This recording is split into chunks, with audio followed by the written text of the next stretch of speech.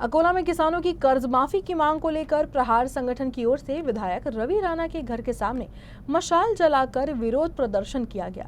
प्रहार संगठन के नगर अध्यक्ष बंटी राम टेकी के नेतृत्व में कार्यकर्ताओं ने हाथ में मशाल और भगवा झंडा लेकर विरोध प्रदर्शन किया।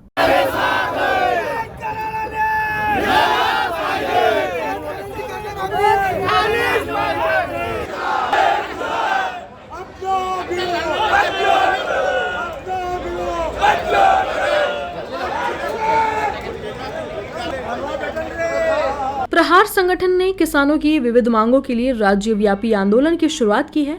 अमरावती में विधायक रवि राणा के घर के बाहर भी जोरदार आंदोलन किया गया।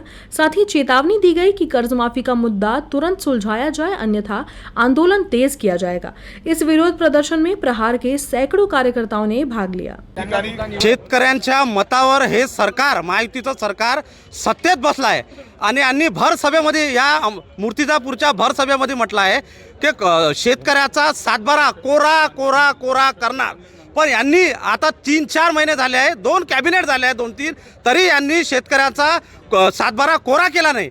म्हणून प्रहार संघटनेतर्फे संपूर्ण महाराष्ट्रात मान्य नामदार बच्चूभाऊ यांच्या आदेशाने संपूर्ण राज्यात जे आमदार सरकारमध्ये आहेत त्यांच्या घरासमोर टेंबा आंदोलन, त्यांना जाग्यासाठी, त्यांना जागा करायचा आहे। या शेतकऱ्याचा जो बळीराजा आज दुखावलेला आहे, आत्महत्या करत आहेत, त्यांचा कुठेतरी आत्महत्या थांबली पाहिजे, त्यांचं कर्ज मुक्त झालं पाहिजे, त्यांचा सातबारा कोरा झाला पाहिजे। प्रदर्शन के दौरान विधायक रवि राणा स्वयं प्रदर्शन स्थल पर मौजूद रहे और प्रहार की मांगों को स्वीकार किया।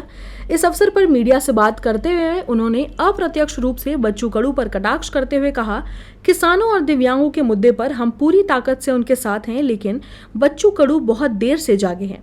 वे खुद मंत्री थे, उद्धव ठाकरे और एकनाथ शिंदे के करीबी थे। अगर उन्होंने सत्ता में रहते हुए किसानों के हित में फैसले लिए होते तो स्थिति कुछ और होती।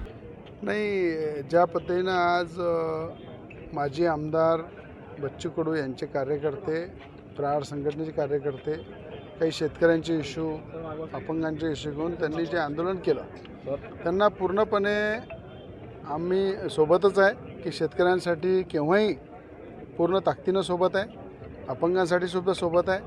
आणि स्वतः मी त्यांचं निवेदनही घेतलं, त्यांना थंड पाणी दिलं, चहा दिला आणि मला असं वाटतं की खूप उशिरा जाग आला।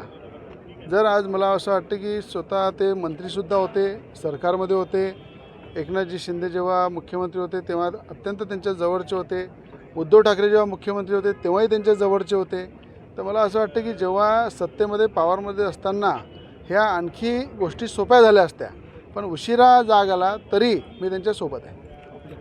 दिव्यांगाच्या बाबतीतला जो विषय आहे तो निश्चितपणे आपण येणाऱ्या काळात, मी आपली जी भावना आहे ते सरकारपर्यंत पोहोचवतो।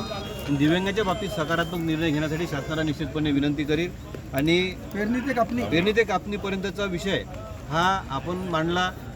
हा माझे वडील अरुण भाऊंनी सुद्धा त्या काळात मांडला होता, त्याच्यानंतर मी पहिल्यांदा आमदार झालो, त्यानंतर मी सुद्धा मांडला होता।